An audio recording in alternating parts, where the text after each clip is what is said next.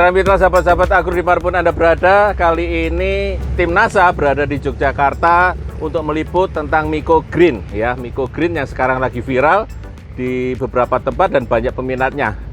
Baik, kita bersama saya ada Mbak Ida ya, yang selaku pengelola di sini. Boleh diceritakan dulu Mbak, Mbak tempatnya ini di mana? Lokasinya? Jadi ini lokasinya ada di Jalan Kaliurang, KM 19, Pakem, Sleman, Yogyakarta. Ya, di sini kita sedang melihat microgreen dan melihat teknisnya, dan nanti kita akan cerita tentang yang lain-lainnya.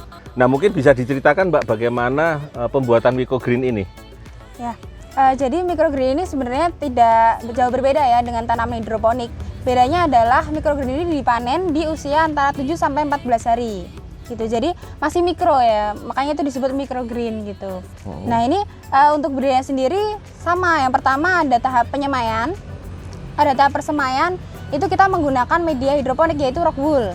Kita menggunakan rock wool. Nah, seperti ini rock woolnya. Ya. Kita menggunakan rock wool yang akan dibasahi terlebih dahulu sebelum dilakukan penyemaian. Nah, untuk pembahasannya sendiri kita menggunakan campuran air dan PPT hormonik dengan dosis 2 ml per liter gitu. Kemudian nanti dibasahi rock woolnya hingga jenuh. Nah, kemudian setelah itu kita semai. Kita semai benihnya itu menyebar di permukaan rock wool. Oke, disebar ya, begitu. secukupnya sampai menutupi seluruh permukaan. Nah, kemudian setelah itu kita simpan di tempat gelap selama 2 malam. Tujuannya untuk merangsang proses perkecambahan. Kemudian setelah 2 malam kita keluarkan di rak sebelah sini. Nah, itu sekitar 2 hari. 2 hari supaya dia muncul daun, muncul akar, kemudian baru kita pindahkan ke meja ini gitu. Nah, stepnya sampai panen di hari ke-7. 7 hari setelah semai itu udah bisa panen. Oke. Dan cara panennya pun mudah gitu. Tinggal digunting saja, terus siap dikonsumsi. Oke, jadi gunting tanaman ini ya, yang bibitnya itu kemudian dikonsumsi. Ada berapa jenis yang ada di sini, Mbak? Kalau di sini kita ada 6 jenis. Yang pertama ada selada merah, selada hijau, bayam merah, ini seperti ini. Oh gitu. Kemudian ada bayam hijau seperti itu. Seledri, kemudian ada sawi. Oke.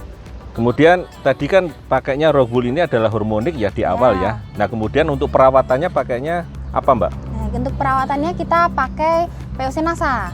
Nah, caranya seperti apa? Jadi POC NASA ini kita gunakan untuk penyiraman. Penyiraman setiap hari, yaitu disiram di antara rock woolnya ini, Pak. Jadi di antaranya begitu di sini. Oke, supaya di sini. rock woolnya basah, itu kita campuran air dengan POC NASA dengan dosis 2 ml per liter. Nggak pakai semprot ya? Tidak pakai. Jadi cuma diberikan di sela-selanya, airnya di sela-sela begitu. Ya, kemudian ini rata-rata Mbak memproduksi berapa rock wool atau berapa tempat ini nih? Ini hitungannya pack ya untuk satu rock wool. Nah, itu kira-kira sehari itu 90 sampai 100 pack. Tergantung pesanan. Betul. Jadi termasuk pesanan. Hari ini kita juga jualnya juga 100 pack per hari. Ya, 90 tergantung pesanan. Betul. Baik, kalau boleh tahu nih Mbak, ini harga satu rock wool ini atau satu pack ya? Ini berapa? Kalau satu pack yang sudah siap panen itu berkisar antara 15.000. 15.000. Oh, itu packnya seperti itu ya? Ya, itu. Oke. Ini adalah seperti ini. Ya. Ini adalah packingnya tanaman microgreen dengan seperti ini. Boleh tahu harganya berapa? 15.000. Harga per packnya adalah 15.000. Ya. Kemudian selain yang ini biasanya mereka ini makan sayuran microgreen ini, alasannya kenapa ya Mbak, kalau boleh tahu Mbak? Oke.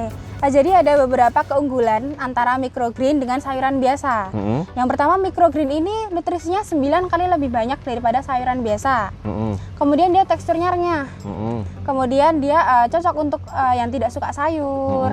Kemudian untuk anak kecil. Nah, ini juga cocok untuk konsumsi dalam bentuk salad, terus kemudian sandwich ataupun di jus. Gitu ya. Jadi bisa bisa salad yang dalam bentuk segar ataupun di jus ya. Betul. Bagi yang tidak suka sayur, anak-anak, dan mungkin di jus tadi ya, yang supaya baunya berbeda kan, yang antara yang masih kecil dengan yang sudah tanaman gede, misalnya seledri misalnya begitu kan, baunya agak menyengat kalau sudah besar ya, tapi kalau masih kecil nggak terlalu menyengat ya. Baik, ini tadi ada beberapa jenis, perlakuannya kira-kira sama ya Mbak ya? Sama. Baik yang di awal pembenihannya maupun di perawatannya? Ya, sama. Ya, kita lihat tadi ada yang memakai hormonik dan yang tidak memakai hormonik, ada perbedaannya ya. Nah, mungkin bisa dijelaskan Mbak Ida? Ya. Jadi kemarin kita sempat melakukan riset kecil-kecilan gitu, antara yang menggunakan hormonik dan juga tidak gitu. Karena hormonik ini sendiri kan dia mengandung zat perangsang tumbuh ya, seperti auksin, giberellin, sitokinin yang dia bisa memacu perkecambahan, khususnya untuk pertumbuhan akar dan daun gitu. Nah kemarin yang kita pakaikan hormonik itu bisa tumbuh dengan seragam dan juga sangat tumbuhnya tuh semuanya sama gitu. Merata gitu ya? Merata. Tingginya juga merata. Betul, sepertinya ya. Itu berapa hari Mbak umurnya? Kalau itu 2-3 hari. 2-3 hari sudah ada perbedaan. Gitu. Tanaman yang dipakai? Tanaman yang dipakai bayam merah dan juga ada tadi bayam hijau. Bayam merah dan bayam hijau. Ya. Oke. Kita lihat tadi yang perbedaannya yang tidak memakai hormonik ataupun yang memakai hormonik sangat nyata ya di hari ketiga ya udah nyampaknya berbeda ya. Nah, kira-kira itu bisa dijual nggak Mbak yang tidak pakai hormonik?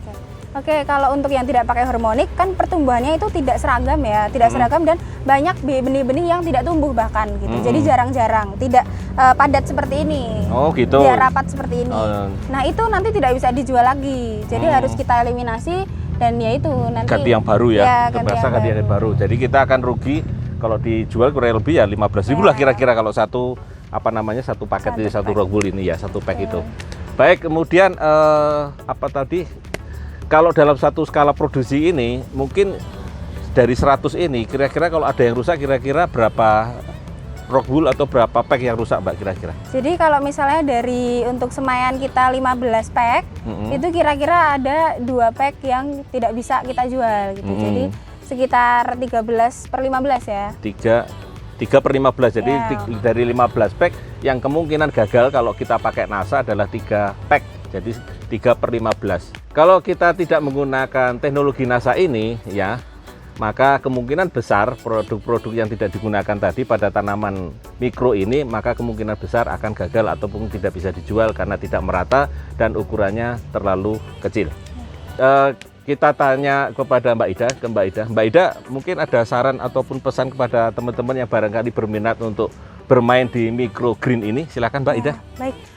Microgreen ini sangat mudah ya bagi ibu-ibu yang tidak punya lahan luas. Ini bisa dibudidayakan dengan mudah dan kemudian panennya mudah, manfaatnya besar gitu. Pasarnya juga besar ya? Iya betul. Nah terlebih lagi ketika kita menggunakan PPT hormonik dan POC NASA, itu pertumbuhan akan sangat baik, seragam dan juga nanti terasa manfaatnya. Gitu.